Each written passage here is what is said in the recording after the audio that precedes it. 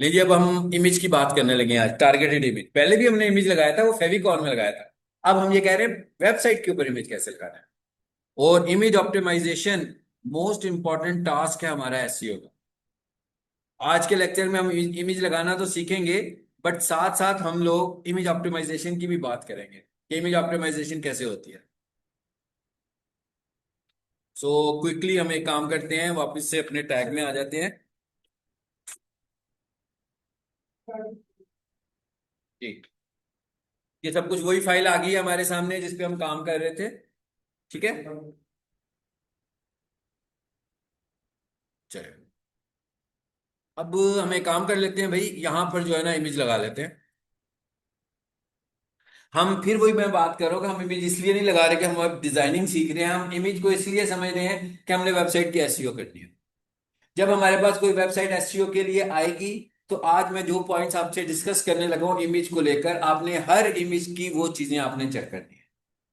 Image optimisation के कुछ on site factors होंगे और कुछ ऑफ साइट होंगे। ऑफ साइट का मतलब है कि जो यहां पर नहीं होंगे, फाइल लेवल पर हम उनको देख रहे हो। ठीक है, सबको हम डिस्कस करते हैं। लेकिन उससे पहले हमें यह देखना है कि इमेज का टैग क्या होता है, यानी तस्वीर लगानी है। तस्वीर कहां पे लगेगी? बॉडी में। सो बॉडी के अंदर हमारा टैग आएगा IMG. IMG stand for image. इसका पहला एट्रीब्यूट है SRC. SRC stand for source. हम एग्जाम्पल के तौर पर एक इमेज हमारे पास ऊपर पड़ा हुआ है फेविकॉल वाला। ठीक है, फिलहाल प्रैक्टिस के लिए मैं उसी को इस्तेमाल करने लगा हूं, एक दफा के लिए, बाद में इसे चेंज भी करेंगे। लिखा जी, मैंने लिखा इसका नाम, ये इसका नाम है भाई, फेविकॉन डॉट पीएनजी, यही है ना ऊपर जो हमने यूज किया हुआ है। तो मैंने इसे डबल कोटेशन में बंद कर दिया। तो इतना मैं कर दूंगा तो क्या होगा, इमेज लग जाएगा। मैं क्या, अगर इतना यूज कर लूंगा तो इमेज लग जाएगा। सो एक्चुअली हमारा इमेज लगाना टास्क नहीं है, हमें इमेज ऑप्टिमाइजेशन को समझना है। ठीक है, तो अभी हमें इसके और एट्रीब्यूट्स को भी समझना है। जी, पहला attribute alt. Alt stand for alternate. Alternate का क्या मतलब है कि भाई अगर इमेज, अभी ये हमें वेब के हवाले से बात कर, अगर इमेज नजर ना आए तो फिर क्या नजर आए? भाई इमेज क्यों नजर नहीं आएगा? इमेज इसलिए नजर नहीं आएगा कि शायद इमेज का साइज बहुत बड़ा है, इंटरनेट की स्पीड इतनी अच्छी नहीं थी, इमेज लोड ही नहीं हो पा रहा, जोर लग रहा है बट इमेज लोड ही नहीं हो रहा। जैसे आप अक्सर देखते हैं, जब नेट स्लो होता है तो चीजें आइकॉन की शक्ल में छोटी छोटी सी नजर आ रही होती हैं हमें। तो वो ये कहता है कि अगर इमेज लोड ना हो तो फिर क्या हो?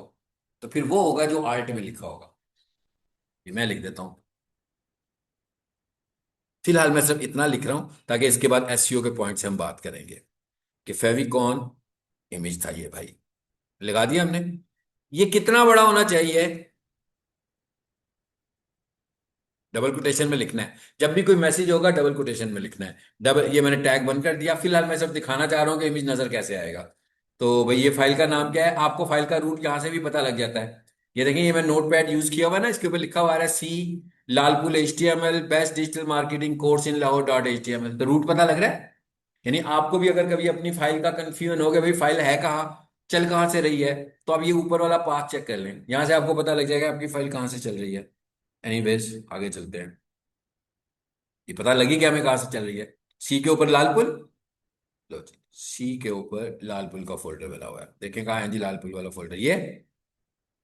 और ये हमारी फाइल है, इसे डबल क्लिक करके खोल लें। फिलहाल मैं एक ही इमेज को यूज कर रहा हूँ, फेविकॉन में भी उसी को यूज किया हुआ है और बड़ी तस्वीर के तौर पर भी उसी को यूज किया। आ गई है? जैसी भी थी वो तस्वीर हमारे सामने आ गई है।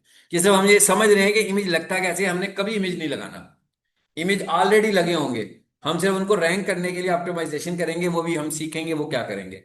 अभी मैंने सिर्फ इसके साथ एक एट्रीब्यूट यूज किया था, आर्ट। उसमें कोई टेक्स्ट लिखा था मगर वो टेक्स्ट नजर नहीं आ रहा। आर्ट नजर आएगा या इमेज नजर आएगा?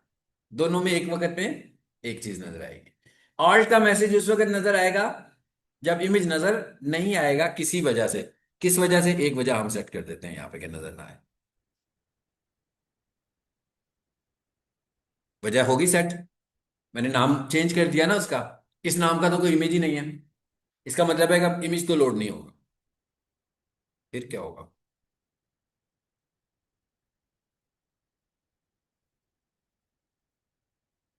जी, कहाँ चलाया था हमने? बोला यहाँ चला था। फिर कोई पता नहीं कहाँ चला था, विंडोज मेरी बहुत सारी खुली हुई है, इसलिए हम इसको डायरेक्ट ही खोल लेते हैं। हम्म। अब इमेज लोड नहीं हुआ। नहीं हुआ ना? अब जो मैंने टाइप किया था टाइटल के अंदर, आर्ट के अंदर, वो वाला मैसेज आ गया कि फेविकॉन इमेज। नहीं समझ में आया लगता है कुछ लोगों को। आ गया आप लोगों को? आ गया? यानी जब तस्वीर लोड होगी तो तस्वीर नजर आ जाएगी, जब तस्वीर लोड नहीं होगी तो क्या नजर आएगा? जो आर्ट का मैसेज होगा। आर्ट स्टैंड फॉर अल्टरनेट, नाम से ही पता लग रहा है कि ये HTML का पॉइंट ऑफ व्यू था कि भाई तस्वीर नजर आ जाए तो फाइन, ना नजर आए तो अल्टरनेट दिखा देना ताकि पता लग जाए कोई एरर चल रहा है। हो सकता है कि किसी ने यहां पर मैसेज ये लगा दिया हो कि एरर इन इमेज, ताकि कोई बंदा चेक कर ले। तो ये सारा पर्पस इसका था वेबसाइट के लिए, SEO के लिए नहीं था। यानी इसका मतलब क्या हुआ कि जो आर्ट का एट्रीब्यूट सेट हुआ हुआ था एक्चुअली वो SEO का उस वक्त तो पॉइंट ही नहीं था। भाई सबसे पहले HTML आई थी ना, उस वक्त तो SEO लॉन्च ही नहीं हुई थी। SEO तो बहुत उस वक्त लॉन्च हुई जब नंबर ऑफ वेबसाइट्स आ गए, फिर SEO की जरूरत पेश आई। बट SEO में हम आर्ट को अपने मकसद के लिए इस्तेमाल करते हैं। यानी इसका वो मकसद नहीं है जो मैंने अभी आपको एक्सप्लेन कर दिया। हमारे लिए इसका क्या मकसद है वो समझने जा रहे हैं। हमारे लिए इसका मकसद ये है जी कि हम ये कह रहे हैं कि हम अपनी वेबसाइट को रैंक करवाना चाहते हैं। तो गूगल सर्च पे जाते हैं, इसके अलावा गूगल इमेजेस भी हैं, है ना? गूगल इमेजेस पे भी तो आप चाहेंगे कि आपका इमेज रैंक हो कि ना हो। यानी कोई भी बंदा कोई सर्च टर्म लिखे, कोई कीवर्ड लिखे, तो आपकी वेबसाइट से इमेज नजर आ जाए। तो इसका मतलब क्या हुआ? आप अपने इमेज को भी रैंक करना चाह रहे हैं। तो अब आपने अगर इमेज को रैंक करना है तो इसका मतलब क्या हुआ? इमेज पर भी SEO करनी पड़ेगी। सो उसने ये कहा कि गूगल का जो क्राउलर है, मैंने पहले लेक्चर में आपको बताया था कि गूगल का जो क्राउलर है वो वेबसाइट का फ्रंट एंड नहीं देखता, बैक एंड देखता है। यानी कि सोर्स कोड देखता है। ये जो कोड आपको नजर आ रहा है जिसके ऊपर हम एफर्ट्स कर रहे हैं, गूगल क्या करता है? इस सोर्स कोड को देख रहा होता है। अब अगर आपका इमेज बहुत स्टाइलिश है, इस वजह से भी वो रैंक नहीं होगा। इमेज की क्वालिटी बहुत अच्छी है, इस वजह से भी वो रैंक नहीं हो रहा। एक फैक्टर हो सकता है, रैंक होने का फैक्टर नहीं है। रैंक होने का फैक्टर ये है कि उसके सोर्स कोड में हमने कितनी चीजें बताई हुई हैं जो गूगल हमसे मांगता है। तो सबसे पहली चीज जो गूगल मांग रहा है वो ये कहता है कि आप अपने आल्ट एट्रीब्यूट के अंदर मुझे अपना कीवर्ड बताएं, जिस कीवर्ड के अगेंस्ट आप इस इमेज को रैंक करना चाहते हैं। अब आपको समझ में आ गया होगा कि आल्ट में क्या आने वाला है। मैं ये सपोज कर लेता हूं, हमने जो कुछ ऊपर लिखा हुआ है ना, हम सपोज कर लेते हैं वो हमारा कीवर्ड है, राइट? तो इसका मतलब क्या, ऊपर मैंने लिखा हुआ है प्रोफेशनल किचन इक्विपमेंट, है ना? तो मैं यहां पे क्या कर देता हूं, ये आर्ट का मैसेज कितना बड़ा हो सकता है? ये आर्ट का मैसेज कितना बड़ा हो सकता है जी? About 120 characters. यानी एक तरह से टाइटल का डबल साइज हो गया। टाइटल 60 कैरेक्टर्स का था। तो इसका मतलब क्या हुआ कि इसमें प्राइमरी कीवर्ड्स और आपके सेकेंडरी एक दो कीवर्ड्स भी अकोमोडेट हो सकते हैं अगर आप करना चाहें। प्रोफेशनल किचन इक्विपमेंट, यानी आर्ट का मैसेज कितना बड़ा हो सकता है? 120 कैरेक्टर्स तक हो सकता है। मैं इसको यूं करता हूँ, मल्टीपल लाइन में कर लेता हूँ ताकि हमें इसको भी आगे भी लेकर चलना है। बल्कि एक काम करते हैं, एक एक एट्रीब्यूट अलग अलग लाइन पे ले जाते हैं ताकि जरा क्लियरली समझ में आ जाएगा आपको, ठीक है? ये रहे। तो एक एट्रीब्यूट मैंने सेट कर दिया। अब ये एक फैक्टर हुआ। अब एक एक फैक्टर करके मैं सारे फैक्टर डिस्कस करने लगा हूं। दूसरा फैक्टर, जब उसने कहा कि आर्ट में अपना कीवर्ड यूज करो, तो दूसरा इंपॉर्टेंट फैक्टर क्या है? अजय, दूसरा इंपॉर्टेंट फैक्टर क्या है जी? दूसरा इंपॉर्टेंट फैक्टर यह है कि आपकी फाइल का नाम भी कीवर्ड पर होना चाहिए। अभी तो नहीं। अब आ जाते हैं वापस यहां पर। अब आप ये समझो कि मैं इमेज SEO कर रहा हूं। मैंने तो एक ही इमेज को यूज कर लिया दोनों कामों के लिए। कंट्रोल C कंट्रोल, ये जी मैंने कॉपी की उसकी एक, F2 किया।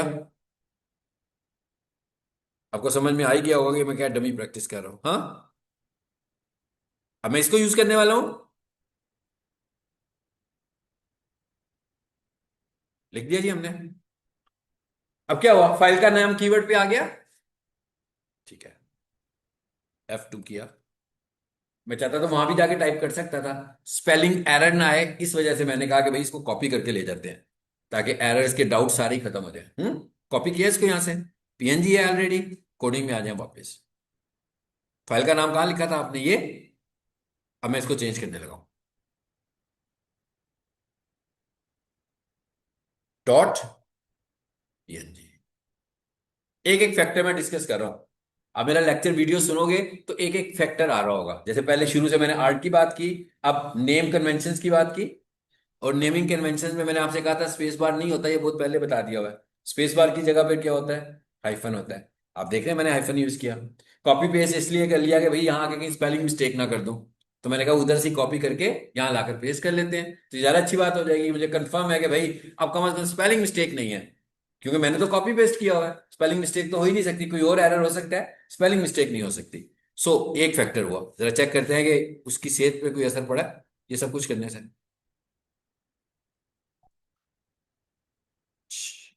आ जाइए वापस।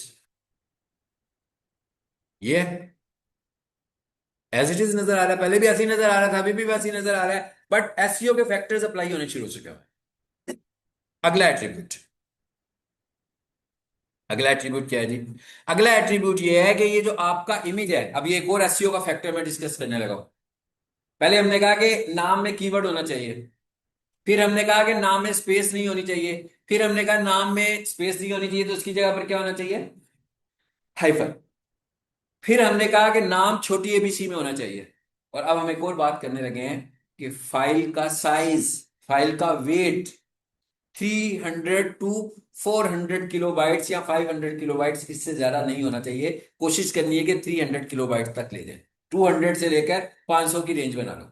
डिपेंड्स ऑन इमेज मटेरियल, किस पे इमेज मटेरियल कितना है। यानी एक और चीज आ गई है, इसका मतलब क्या हुआ? इमेज कंप्रेशन की बात होने लगी है। तो आपके पास जो भी इमेज हो, मिसाल के तौर पर आपकी वेबसाइट का एक इमेज अगर 2 MB का है, क्योंकि आपने उसे बहुत अच्छी क्वालिटी के कैमरे से शूट किया हुआ है, और आपकी वेबसाइट के अंदर 500 इमेजेस हैं, तो आपको उसके साइज का पता लग गया ना फिर। इमेज ने आपकी साइट के ऊपर कितनी स्पेस आपको पाई कर ली। अब मैं जब ये कहता हूं कि भाई इसको कर दो 300 किलोबाइट्स, तो पर इमेज आपने कितना साइज रिड्यूस किया? स्पेस सेव हुई कि नहीं हुई? तो ये एसईओ का एक बहुत ही स्ट्रॉन्ग फैक्टर है कि आपके इमेजेस के साइज छोटे होने चाहिए। इमेज कंप्रेशन की बात करें, इसका मतलब क्या हुआ? हम वेबसाइट पे जाकर देखेंगे कि इमेजेस बड़े हैं कि छोटे हैं। एक और फैक्टर हो गया। अगर थी बस कॉपी नहीं होती है तो ये फैक्टर्स आपको याद कैसे रहेंगे? वीडियो के ऊपर 2 व्यूज होते हैं और आपके पास कॉपी नहीं होती है, तो मैं ये याद कैसे रहे? याद रखने का कोई सोर्स तो नहीं है आपके पास। जो मैं आपको एक लिस्ट बनाकर दे रहा हूँ ना, लिस्ट बना रहा हूँ ना कि ये हो, ये हो, ये हो, ये हो, तो आपको कैसे याद रहेगा कि ये सब कुछ आपने करना है? अगर कॉपी होनी चाहिए ना की पॉइंट्स की शक्ल में, सिर्फ पॉइंट्स की शक्ल में इन्हें नोट कर लिया करें, ताकि कल अगर मैं आपसे डिस्कस करूं कि भाई इमेज ऑप्टिमाइजेशन के फैक्टर्स एक एक करके बताओ, चेकलिस्ट बताओ, ये कर लिया, ये कर लिया, ये कर लिया, ये कर लिया, तभी होगा ना कि हमने कर लिया। अदरवाइज तो कुछ मिस हो जाएगा आपका। अगला फैक्टर क्या है जी? नाम वाला भी हो गया, साइज का भी हो गया, कंप्रेशन का भी हो गया। यानी अगर आपके पास इमेज पड़ा है भाई, ऑनलाइन इमेज कंप्रेशन टूल्स भरे पड़े हैं, हाँ, इधर आए गूगल पर और यहां कर लेके ऑनलाइन इमेज कंप्रेशन लिख दिया मैंने गूगल पर। बहुत सारी वेबसाइट्स आ गई हैं। इमेज कंप्रेसर आ रहा है, इमेज कंप्रेसर, इमेज रिसाइजर, जी, इमेज कंप्रेसर, कितने टूल्स आ रहे हैं, सारे के सारे इमेज को छोटा कर रहे होंगे। आपको इसकी कब जरूरत पड़ेगी? जब आपको लगेगा कि आपके पास जो वेबसाइट एसईओ करने के लिए आई है उसके ऊपर इमेजेस के साइज बड़े हैं, तब करने हैं। अगर उसका ऑलरेडी 300 किलोबाइट होगा, 400 किलोबाइट होगा, इसका मतलब है फाइन। अगला फैक्टर क्या है? आज की तारीख में गूगल रेकमेंड करता है नेक्स्ट जनरेशन इमेज फॉर्मेट्स को। नेक्स्ट जनरेशन इमेज फॉर्मेट में जो सबसे पॉपुलर इमेज फॉर्मेट है, दैट इज वेब पी, जो प्रीवियस क्लास में हमारी नजरों से भी गुजरा था। अब अगर मेरी वेबसाइट के ऊपर जिसकी एसईओ मेरे पास आई है उसके ऊपर सारे इमेजेस जेपीजी होंगे या पीएनजी होंगे, तो इसका मतलब क्या हुआ कि मेरा अगला टारगेट क्या है इमेज ऑप्टिमाइजेशन में, कि मैं उन्हें वेब पी करने वाला हूं। वेब पी कैसे करें भाई? ऑनलाइन टूल्स मौजूद हैं, आप इसे वेब पी कर। जैसे अभी मैंने कंप्रेशन के टूल्स आपको दिखाए हैं, इसी तरह लिखें ऑनलाइन, यहां लिखें गूगल पर ऑनलाइन। अगर आपके पास पीएनजी है तो लिख दें पीएनजी, अगर आपके पास जेपीजी है तो लिख दें जेपीजी। आपको ये तो डिपेंड करता है ना, आपके जब वेबसाइट देखेंगे तो पता लगेगा उस पे इमेजेस के फॉर्मेट्स क्या हैं। अगर आपके इमेज फॉर्मेट पीएनजी, आप लिखोगे online PNG to WebP converter,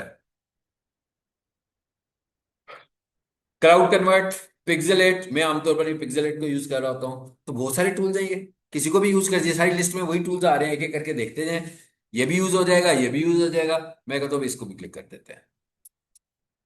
ये क्या कहता है, चूज फाइल, कहते हैं हाँ भी कोई आपके पास पीएनजी पड़ी है, ये जेपीजी है, ठीक हो गया। पिक्चर्स में आए, अभी देखना पड़ेगा, कोई पीएनजी होगी तभी कर पाएंगे। भाई मैंने आज ही लगता है सारा ये क्लीन अप किया। तो इसके अंदर तो कोई भी तस्वीर नहीं है, तस्वीर यहाँ बहुत होगी। चलो यहाँ से कोई तस्वीर पिक कर लेते हैं, ये पीएनजी ही है। चलिए जी इसको पिक कर लेते हैं। इसका साइज कितना आ रहा है भाई, गुड, काफी बड़ा साइज है इसका, 1 MB, 1 MB का है, 0.98 MB, किलोबाइट से बड़ा हो गया ना, 1 MB हो गया। चलो इसके ऊपर आप दोनों प्रैक्टिसेस कर सकते हैं। पहले हम कर रहे हैं इसे वेब पी करने की, लिखा हुआ है पीएनजी टू दिस, स्टार्ट, देखते हैं आगे क्या होता है।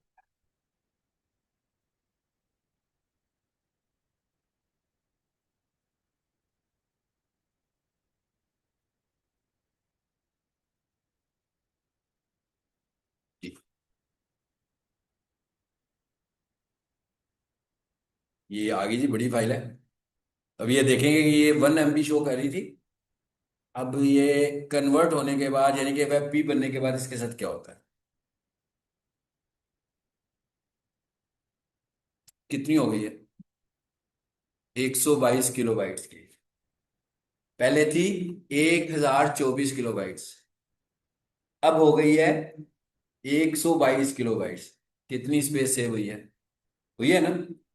ओके, पहले इस तस्वीर को देख लें, ये वेब भी बन चुकी है भाई।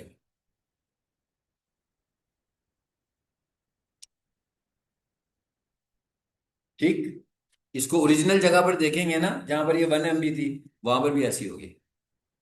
इसका मतलब क्या हुआ, इसके ग्राफिक्स में कोई फर्क नहीं पड़ा। क्लाइंट आपको ये कह सकता है कि भाई वो 1 MB में तो क्लासिकल किस्म की रेजोल्यूशन आ रही थी, हाँ, ये तो सारी रेजोल्यूशन ही खराब हो गई है आपकी, अवेयरनेस की वजह से, उसे अवेयरनेस नहीं है ना, इसलिए। पहली चीज ये है कि आपकी वेबसाइट ने कहाँ पे खुलना है, आपकी वेबसाइट ने मोबाइल पे खुलना है, ठीक है। तो इसका मतलब क्या हुआ कि मैंने जिसको स्क्रीन पर देखना है इमेज को, इमेज बड़ा तो है नहीं। आज तक ऐसा तो कभी नहीं हुआ किसी ने कोई वेबसाइट खोली हो तो उसमें जो इमेज नजर आ रहे हो तो यूं यूं करके बड़ा करके देख रहा हो, कभी भी नहीं देखता। आपके इमेज का मैसेज देखता है सिर्फ, तो इसका मतलब हुआ ये वाला मैटर तो है ही नहीं है।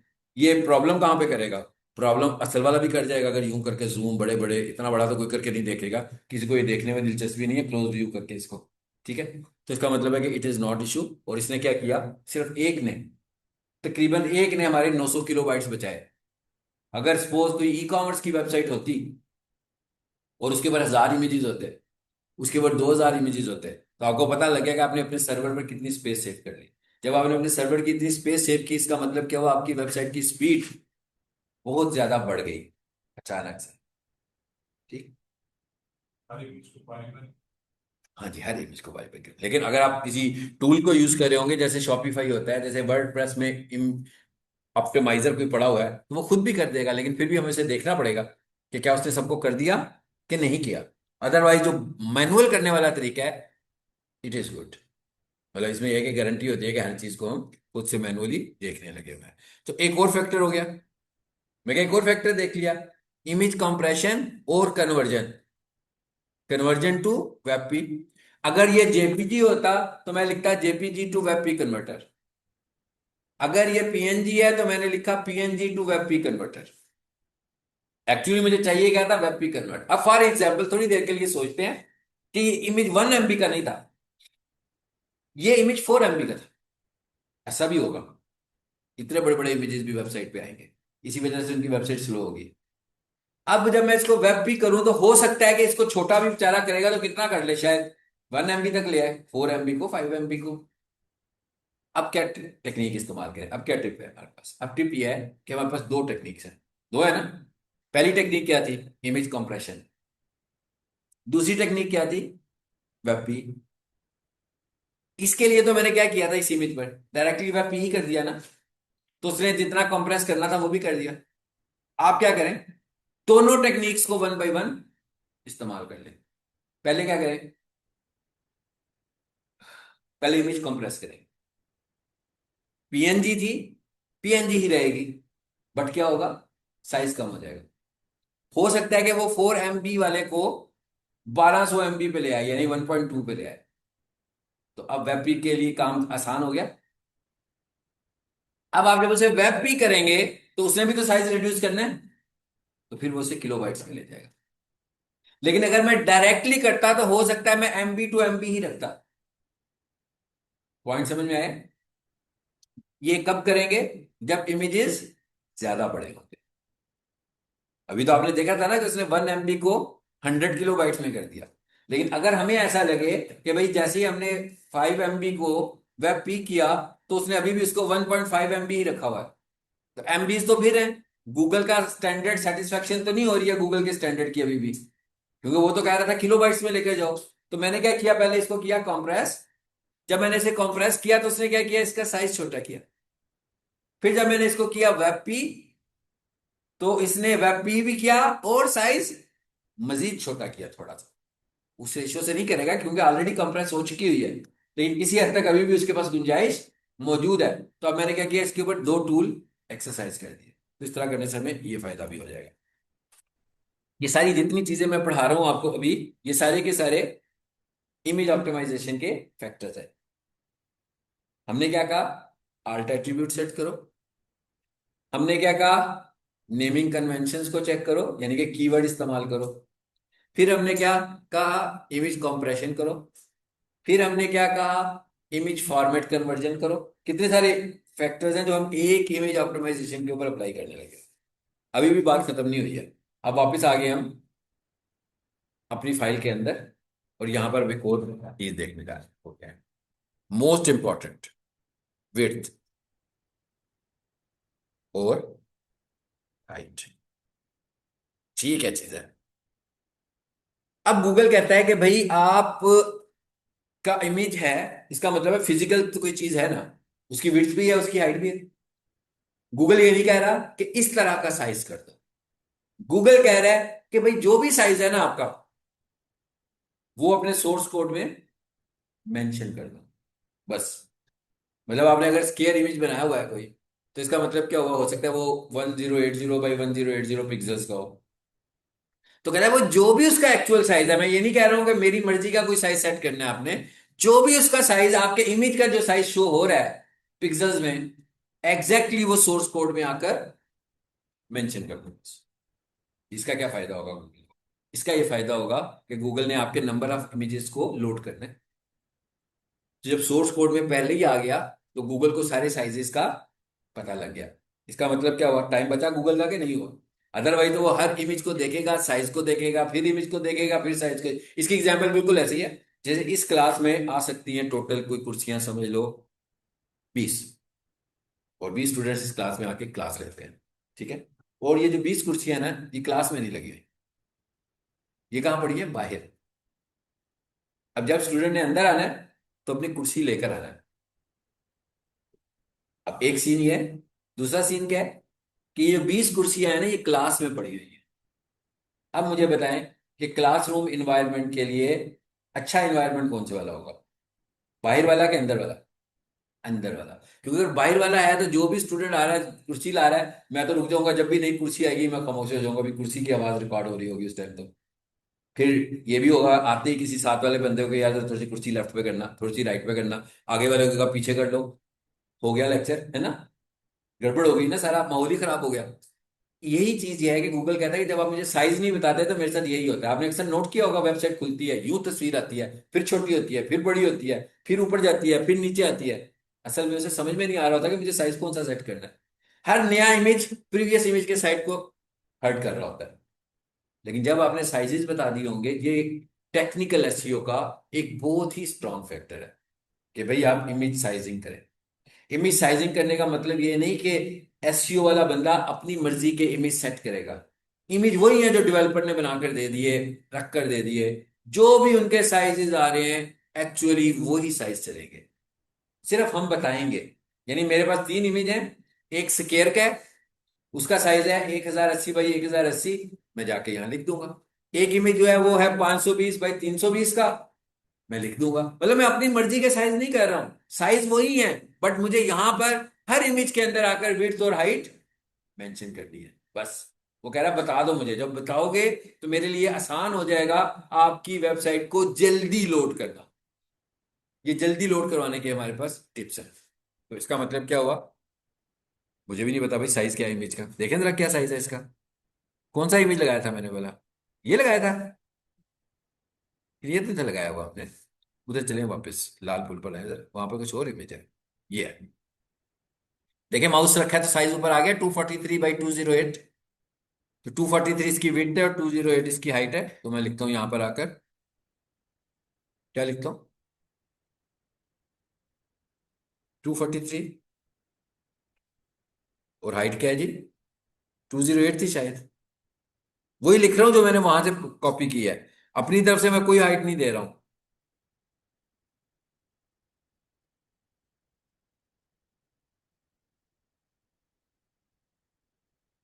यही फाइल थी वैसे। कुछ भी नहीं फर्क पड़ा तस्वीर में, नहीं पड़ा ना, क्योंकि मैंने छेड़ा ही नहीं है उसको भाई, जो उसका साइज था वही मेंशन कर दिया। बट ये एसईओ, ये वो हिडन एसईओ फैक्टर है जो किसी को स्क्रीन पे नजर नहीं आ रहा। इसका आर्ट क्या है, एक मैसेज है, किसी को नहीं समझ में आ रहा है कि आर्ट कर क्या रहा है। हम आर्ट को यूज कर रहे हैं, हम हर आर्ट के अंदर कीवर्ड लगा रहे हैं। अगर हमारी वेबसाइट में 10 इमेज हैं तो इसका मतलब क्या हुआ कि हर आर्ट के ऊपर हमने कीवर्ड सेट किया हुआ है। तो जब इतनी सारी इमेज एसईओ की होगी तो हमारे इमेज गूगल इमेजेस में रैंक होंगे, और हमारी वेबसाइट को भी रैंक करने में वेब के ऊपर हेल्प करेंगे। यानी कि इमेजेस में तो रैंक हो ही रहे हैं, वेब पे भी रैंक हो रहे हो। आ जाइए वापस, अभी बात खत्म होगी है, कभी भी कुछ रहता है। हम्म। लेकिन एक और फैक्टर आ गया, वो क्या है, टाइटल। वेबसाइट का टाइटल क्या होगा, सॉरी वेबसाइट बोलो, इमेज का टाइटल क्या होगा, क्या होगा, क्या ख्याल है क्या होगा। भाई वही होगा जो कीवर्ड है। तो इसका मतलब क्या हुआ, एक और जगह मिल गई रैंक करने के लिए आपको। टाइटल किसको बोल रहे हैं हम, अभी आपको नजर आएगा, आपको पता लग जाएगा टाइटल किसको मैं कह रहा हूं। माउस ओवर, रिफ्रेश करें, माउस रखें इसके ऊपर, आगे ऊपर लिखा हुआ प्रोफेशनल किचन इक्विपमेंट। कितनी सारी जगह हैं जो हमें मिल गई अपने इमेज को और अपनी वेबसाइट को रैंक करने के लिए। ये वो इमेज एसईओ है जो आपने हर चीज पर आपको ये नहीं देखना कि ये लेफ्ट पर आ रहा है कि ये राइट पर आ रहा है, ये सारा उसने डिजाइनर से करवा लिया हुआ है। ये सारा काम वेब डिजाइनर ने कर दिया हुआ है। मुझे इसकी पोजीशनिंग चेंज नहीं करनी है, मुझे सिर्फ इसके ऊपर एसईओ अप्लाई करनी है। तो मेरा ख्याल है काफी बड़ी एक चेकलिस्ट बन गई है इमेज ऑप्टिमाइजेशन की। हमने क्या कहा, इमेज नेमिंग कन्वेंशंस, भाई नाम कीवर्ड पे लेकर आओ। फिर हमने कहा इमेज का वेट, इमेज का साइज कितना हो, दो चीजें हो गई। फिर हमने कहा इमेज के नाम में स्पेस बार नहीं होनी चाहिए। ये सारी एसईओ फैक्टर चल रहे हैं। उसके बाद हम अंदर आ गए, हमने कहा क्या सेट करो, ऑल्ट एट्रीब्यूट सेट करो। फिर हमने क्या कहा, टाइटल सेट करो। फिर हमने क्या कहा, विड्थ और हाइट सेट करो। और आखिर में एक और बात भी की थी, फाइल फॉर्मेट्स। आज की तारीख में Google next generation image formats को प्रेफर करता है। ये जो वेब पी है, ये क्या है, नेक्स्ट जनरेशन इमेज फॉर्मेट है। ये इसका मतलब क्या हुआ, इससे वेबसाइट का इमेज जो है वो जल्दी लोड हो जाता है। उसकी वजह क्या है, इन्होंने ये इमेज फॉर्मेट बनाया ही सिर्फ इंटरनेट ब्राउजर के लिए हुआ है। यानी ये जो वेब पी का फॉर्मेट है, ये माइक्रोसॉफ्ट वर्ड में इमेज ऐड करने के लिए नहीं है, ये पावर पॉइंट में इमेज लेके जाने के लिए नहीं है। ये किसके लिए है, ये इंटरनेट ब्राउजर का फॉर्मेट है। कहता है भाई आपकी वेबसाइट माइक्रोसॉफ्ट वर्ड में तो नहीं खुलेगी, पीएनजी आप वर्ड में ले जाते हो ना, पीएनजी आप एक्सेल में ले जाते हो, पीएनजी आप पावर पॉइंट में भी ले जाते हो, लेकिन उन्होंने इसको इस तरह सेटअप किया है कि भाई ये सिर्फ किसको सपोर्ट कर रहा है, इंटरनेट ब्राउजर्स को सपोर्ट कर रहा है। तो इसका मतलब क्या हुआ, इसमें बाकी फंक्शनैलिटी ऐड ही नहीं की उन्होंने। तो इस वजह से ये जल्दी लॉन्च हो जाता है, ये जल्दी लोड हो जाता है। ये था जी हमारे पास सारी की सारी मुख्तलिफ इमेज ऑप्टिमाइजेशन, और इसके अंदर हमने इमेज एसईओ भी सारी पढ़ लिया कि भाई इमेज एसईओ है क्या। यानी अगर आपके पास कोई वेबसाइट आएगी तो ये है वो मैक्सिमम इमेज एसईओ जो आप उस पर अप्लाई करेंगे। अब जरा फाइनली एक चीज और देखते हैं, and that is anchor tag. जी एंकर का टैग क्या होता है, हाइपरलिंक्स सबको पता है ना, हाइपरलिंक्स क्या होते हैं। कि किसी भी वेबसाइट पे जाते हैं, वहां पर माउस रखते हैं, हैंड बना हुआ आता है, उस पर क्लिक करते हैं तो एक नया पेज खुल जाता है। These called hyperlinks. ये भी हमारे काम का है, इस वजह से इसे भी हमें समझना है। तो मैं यहां पर आया और यहां पर आकर मैंने लिखा जी ए का टैग जो है वो किस लिए होता है? हाइपरलिंक लगाने के लिए होता है। भाई उसको बंद नहीं किया था, यहां पे करना था ना बंद। और ये भी सिंगुलर टैग है, तो इसको भी हम यूं बंद कर सकते हैं, ठीक है। वो वहां पर लिखा हुआ आगे, इसको बंद कर दे फिलहाल गलती से। चलो, a space href equals to, ये एच रेफ से अब आप वाकिफ हो गए, बार बार आ रहा है। भाई लिंक कौन सा होगा? फॉर इंस्टेंस अभी मैं कोई भी लिंक नहीं दे रहा, बट मैं लिंक दे रहा हूं। मैं कहता हूं लिंक भी बनाओ बट इसमें कोई लिंक ना हो, तो मैंने यहां पर क्या लगाया? हैश। इसका क्या मतलब होता है? नॉन फॉलोएबल लिंक, यानी इसमें कुछ भी नहीं है। अगर मैं लिख देता jiyo.tv, तो जियो की वेबसाइट खुल जाती। हैश लगा दिया तो लिंक की शक्ल में नजर भी आएगा बट इसमें होगा कुछ नहीं। अब as a SEO expert practice क्या है? जब तक आप एसईओ पे काम कर रहे हो आप इसे यूज कर सकते हैं, बट ये आपने लाइफ टाइम यूज नहीं करना, ठीक है। क्योंकि ये गूगल के स्टैंडर्ड के अगेंस्ट है। भैया आप किसी को ये कहना चाह रहे हैं कि ये हाइपरलिंक है, बट वो हाइपरलिंक नहीं है, तो इसका मतलब क्या हुआ? गूगल को धोखा दे रहे हैं ना। तो गूगल ऐसी चीजों को, अगर आपकी वेबसाइट पे इस तरह के हाइपरलिंक्स बने हो तो उन्हें रिमूव कर दें, जो कहीं फॉलो नहीं कर रहे बट लिंक्स के तौर पर है। हम तो डेमो कर रहे हैं ना, हम तो प्रैक्टिस कर रहे हैं, हम प्रैक्टिस में तो ये कर सकते हैं, बट रियल वेबसाइट को जब हम लाइव करेंगे तो हमें कभी भी ऐसे लिंक्स इस्तेमाल नहीं करते। ठीक हो गया जी। चलिए अब आ जाते हैं आगे। टारगेट, इसका क्या मतलब होता है? टारगेट इक्वल्स टू, इसके दो बिहेवियर्स हैं, आपने इसको यूज करना है। ब्लैंक एक बिहेवियर है, पेरेंट और भी बहुत सारे हैं। एज ए डेवलपर अगर बात करें, हमारे काम के दो समझने वाले हैं, ब्लैंक और पेरेंट। पेरेंट का मतलब क्या होता है? बाय डिफॉल्ट वही होता है, यानी अगर मैं टारगेट लिखूं ही ना तो इसका बिहेवियर पेरेंट ही होगा। मतलब क्या हुआ? आप जब हाइपरलिंक पे क्लिक करते हैं तो पेज रिप्लेस हो जाता है, होता है ना। ये पेरेंट बिहेवियर है। ब्लैंक का मतलब होता है कि एक नया पेज खुलेगा, आप किसी लिंक पे क्लिक करें वो भी खुला रहेगा और एक नई विंडो भी खुल जाएगी, ठीक है। तो इस बिहेवियर को हम बोलते हैं ब्लैंक। एसईओ में हम कंसीडर करते हैं इस बिहेवियर को कि ये यूज करें, बट मेन्यू बार में तो नहीं ये यूज करते ना। यानी आप किसी की वेबसाइट के मेन्यू पे क्लिक करें, थ्री डॉट्स पे क्लिक करें, नीचे क्या लिखा हुआ आ रहा है? About us. उसी जगह पर आना चाहिए ना उसको तो। कोर्सेज उसी जगह पर आना चाहिए। बट पेज के अंदर जो हाइपर लिंक्स आ रहे हो, हम चाहते हैं कि उस पर जब क्लिक करें तो नई विंडो खुले। उसकी वजह क्या है? एसईओ। उसकी वजह यह है कि हम चाहते हैं कि गूगल को हम ये इंप्रेशन देना चाह रहे हैं कि भाई हमारी वेबसाइट पे लोग जब आते हैं तो कुछ देर रहते हैं। क्योंकि अगर आपने होम पेज के ऊपर इस तरह का हाइपर लिंक बनाया और वो पेरेंट में ही खुल रहा है, तो क्या हुआ? बहुत ही फटाफट आपका पेज रिप्लेस हुआ कि नहीं हुआ? तो गूगल को तो मैसेज चला गया कि लोग इनके होम पेज के ऊपर बहुत थोड़ी थोड़ी देर के लिए स्टे कर रहे हैं। लेकिन जब किसी ने क्लिक किया तो वो पेज तो खुला रहा, टैब खुला रहा, सेशन तो एक्टिव है आपका, और दूसरा पेज भी खुल गया। तो इसका मतलब क्या हुआ? कि गूगल को ये मैसेज किया कि अभी लोग पेज पर इंगेज हैं, अभी इस वक्त एंगेज है। तो एसईओ के पॉइंट से हम देखेंगे कि पेज के अंदर जो हाइपरलिंक्स लगे हुए हैं, क्या उनके टारगेट्स ब्लैंक हैं कि पेरेंट हैं। अगर पेरेंट होंगे पेज के अंदर, मेन्यूज को नहीं करेंगे हम। मेन्यूज जो है वैसे ही आएंगे। मेन्यू किसको बोल रहा हूं भाई? मैं इसकी बात कर रहा हूं।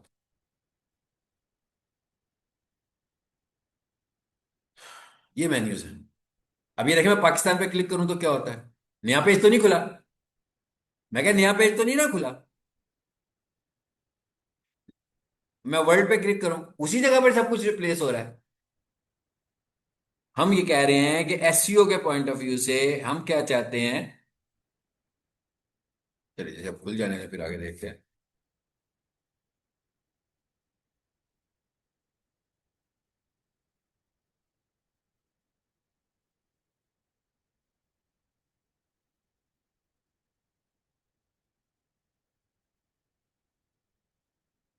तो ये तो हमें पता है, उसे खुल जाने देते हैं, जब खुल जाएगा तो उसे देख लेते हैं। ये हो गया जी लिंक, इसे बंद कर दिया। इसके अंदर भी वही एट्रीब्यूट है, कौन से वाला? टाइटल इक्वल्स टू, फिलहाल मैं उसी को कीवर्ड समझ लेता हूं अपना, ठीक है। तो मैंने उसको लिख लिया, बाद में हम ये देखेंगे जो भी हमारा कीवर्ड होगा। तो टाइटल इसमें भी आ गया, थोड़ी सी स्पेस दे दें, नया एट्रीब्यूट है। दो विंडो लाइनों में कर लें ताकि जरा समझ में भी आ जाए। चलो, हाइपरलिंक तो कंप्लीट कर लिया मैंने, बट हाइपरलिंक था क्या कि क्लिक करेंगे तो किसी जगह पर जाएंगे, ये पॉइंट याद रखना है। क्लिकेबल टेक्स्ट भी तो होना चाहिए। आपकी मेन्यू बार में क्लिकेबल टेक्स्ट था ना? ये क्लिकेबल टेक्स्ट है ना, स्पोर्ट्स। ये शोबिज क्लिकेबल टेक्स्ट है ना? ये बिग पिक्चर क्लिकेबल टेक्स्ट है। फॉर इंस्टेंस ये क्लिकेबल टेक्स्ट ना हो, मेन्यू नजर आएगा? नजर ही नहीं आएगा। तो इसका मतलब क्या हुआ, आपके हाइपर लिंक्स को क्लिकेबल टेक्स्ट की जरूरत है। बट ये क्लिकेबल टेक्स्ट कहाँ आते हैं ये भी देख लें।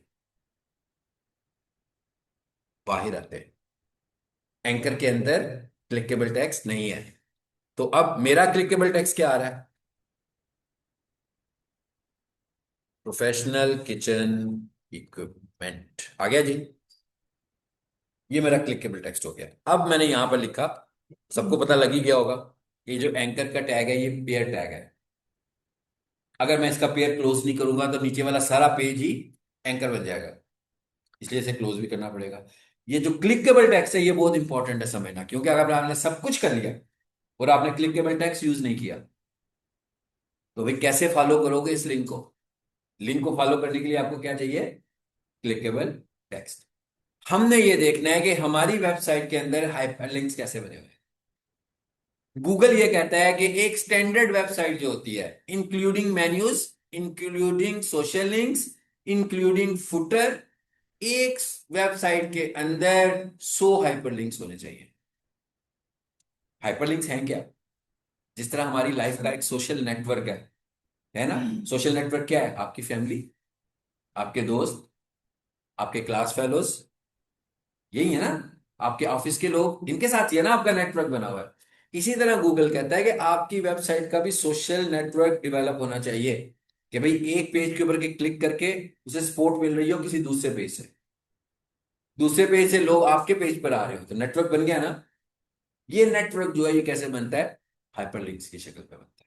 तो इसलिए वो कहता है कि एक अच्छी वेबसाइट में 100 हाइपरलिंक्स होने जरूरी है।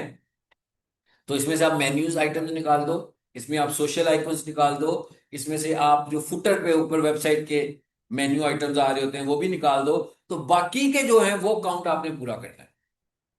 उसको भी ये बीच में शामिल कर रहा है, उसको शामिल करके 100 करने लगा हुआ है। ये भी हो गया कंप्लीट। सेव करें,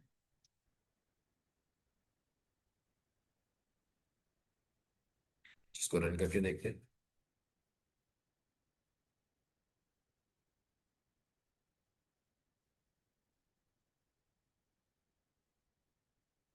कहाँ है मेरे भाई फाइल? ये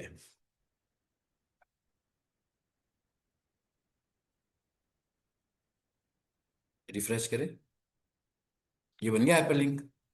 माउस रखें, टेक्स्ट आ गया ऊपर। इस दफा टेक्स्ट कहां पर आ रहा है? हाइपरलिंक के ऊपर आ रहा है। ले जी, हाइपरलिंक पे कुछ भी नहीं हो रहा। कुछ नहीं हो रहा ना? क्यों? हैश, मैं उस पे हैश लगा हुआ है। मैंने क्या कहा था, हैश के साथ वो किसी भी जगह पर नहीं जाएगा। कहीं नहीं जा रहा ना? चलिए एक डेमो कर लेते हैं कहीं लेकर जाने का। जी, ये क्या लिखा हुआ है जी? Target underscore blank fine. इधर आ जाते हैं। मैं चाह रहा हूँ HTTPS के बगैर ही हो जाए। www.geo.tv। चलो, ये मैंने एग्जाम्पल कर दिया एक।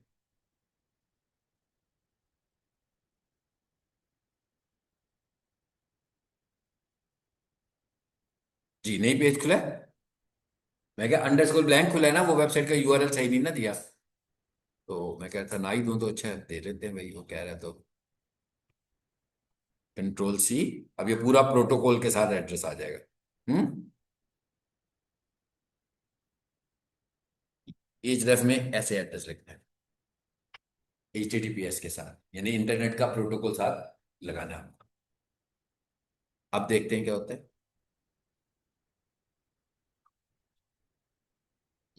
ये थी। रीलोड करें। चलिए, अब खुल गई वेबसाइट।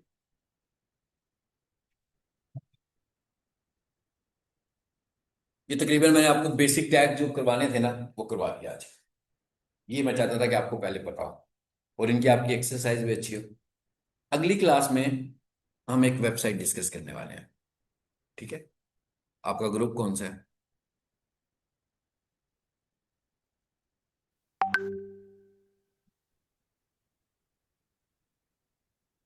या कोई टेक्स्ट ही कर दो। ये आप दोनों इस ग्रुप में हैं कि एक स्टूडेंट हैं? Lalpur girls DM. आप किसी भी ग्रुप में नहीं हो? आप इनको बोलो ना आपको ग्रुप में ऐड कर लें। ये ग्रुप किसने बनाया था, लालपुर गर्ल्स? मैंने क्या आपने? मैंने। अच्छा। ठीक है। ओके। आप तो है ही नहीं इसमें। आपका क्या नंबर है? या मुझे पर्सनली बाद में दे दो, नहीं ऑन स्क्रीन हो रहा है अभी, काम बाद में कर लेते हैं इसको। और मैं पहले यहाँ पर ऐड करने लगा हूँ। एक वेबसाइट आपको दे लगा हूँ, इस पे हम काम करेंगे, अगली वेबसाइट। अब अगले फेज में क्या करना है, यानी कि अब हम एसईओ की तरफ स्विच कर रहे हैं। अगले फेज में हमने ये करना है कि हमने एक वेबसाइट रेडी करनी है। वो अगली एक क्लास होगी जिसमें मैं आपको बता दूंगा, क्योंकि अब आपको कोडिंग का तो पता लग ही गया है। ताकि उसको हम कैसे कन्वर्ट करके अपनी वेबसाइट बना रहे हैं, ताकि हम उसके ऊपर एसईओ की प्रैक्टिस करें। राइट। तो वो वेबसाइट मैं आपसे शेयर कर देता हूँ। इसमें आइए। यहाँ पर वेबसाइट पड़ी होगी।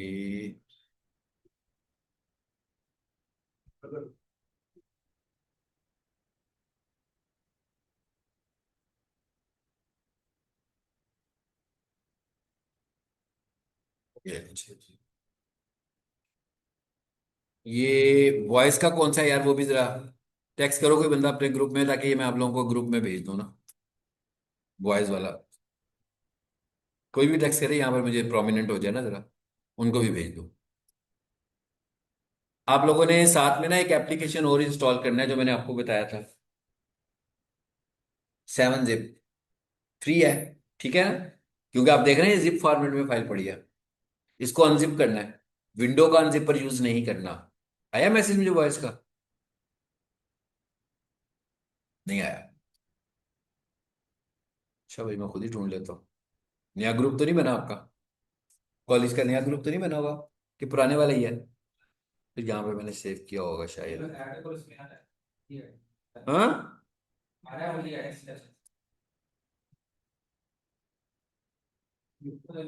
यही है शायद, है ना? यही है ना? ये किसका है, इसमें आप नहीं हो इसमें? यार इसमें हो आप सर, मैंने ही यार फेवरेट्स में ऐड किया हुआ है ना, इसलिए। ये आप लोग नहीं है, देखो जरा पहचान लेना अपने नंबर से। हैं आप सारे? हाँ। आप ऊपर वाले में सारे हो? न्यू स्टूडेंट्स इसमें होंगे मुझे लगता है, आज न्यू आए नहीं है। न्यू बच्चे जो हैं। अच्छा चलो, ऊपर वाले में कर लेते हैं। ये लोग इधर भी मैंने ऐड कर दिया। ठीक है। और ये मेरे चैनल पे भी पड़ा हुआ था, मुझे था आपको ढूंढने में मुश्किल ना हो, इसलिए मैंने यहाँ पे ऐड कर रहा हूँ। चलो। अब आपने क्या करना है, 7 जिप इंस्टॉल कर लेना है। जो न्यू स्टूडेंट्स हैं वो देख लें कैसे होना है। डाउनलोड 7 जिप लिखेंगे आप। ये छोटा, जैसे वो आपने नोटपैड प्लस प्लस इंस्टॉल किया था, उसी तरह का एक छोटा सा एप्लीकेशन है। इसको भी इंस्टॉल कर लेना इसी तरह। ये ऊपर ही आ रहा है सबसे ऊपर, डाउनलोड। बस इतनी सी बात है, कोई मुश्किल साइंस नहीं है। इंस्टॉल जब हो जाएगा तो मेरे फोल्डर को डाउनलोड कीजिएगा, जैसे आप लोगों ने उसे सेपरेट फोल्डर में रख के प्रैक्टिस कर रहे हो। इसी तरह इस फोल्डर को भी सेपरेट फोल्डर में ले जाना। और वहां जाकर आपने इसको अनजिप कर लेना। ये देखिए ऊपर डाउनलोड हो गया ये। हो गया ना डाउनलोडर? जैसे आप इस पर क्लिक करेंगे तो ये इंस्टॉल हो जाएगा। जब ये इंस्टॉल हो जाएगा फिर आपने क्या करना है, फिर आपने ये काम करना है।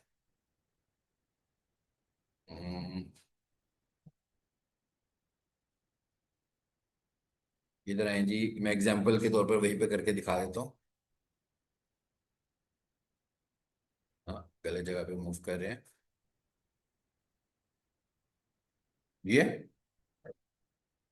ये था ना मैंने अभी जो किया आपको भेजा है पब्लिक HTML, ठीक है ना।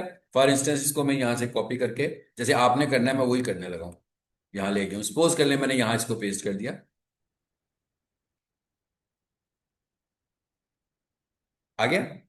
आपने डाउनलोड, आपके डाउनलोड्स में आया ना, पहले क्लिक किया तो आपके डाउनलोड में आया। आप लोगों ने 7-zip इंस्टॉल कर लिया हुआ है, यही कह रहा हूँ ना मैं। मैंने क्या कहा कि ग्रुप में जाकर आपने पहले इसे डाउनलोड कर लेना है, आपके डाउनलोड में आ गया। फिर आपने इसे जिस फोल्डर में रखना होगा वहां पे कॉपी कर लें। 7-zip मैंने कहा इंस्टॉल कर लें। इंस्टॉल हुआ हुआ है, मेरे पास ऑलरेडी हुआ हुआ है, आपके पास भी हुआ होगा। फिर आपने इस पर राइट क्लिक करना है। राइट क्लिक करके यहाँ पर आपको 7-zip का ऑप्शन नजर आएगा, आ रहा है।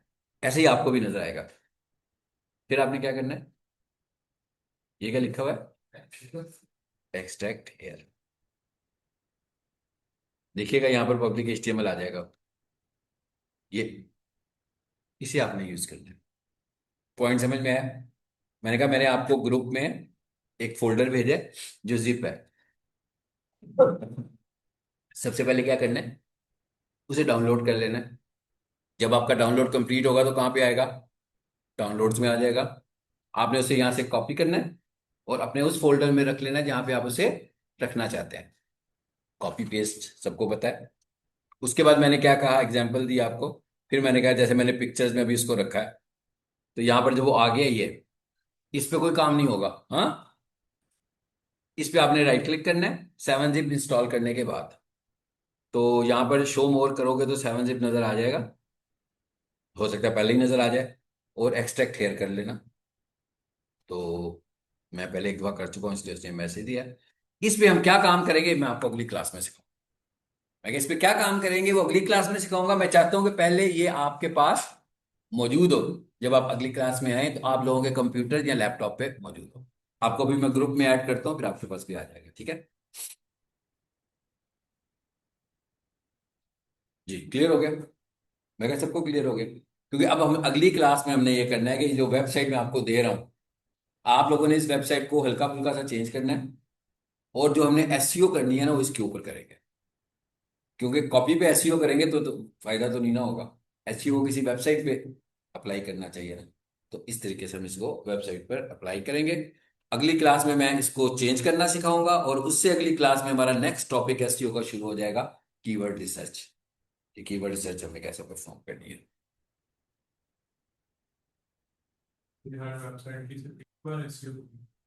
नहीं जितनी तो आप मर्जी करें। ये देखे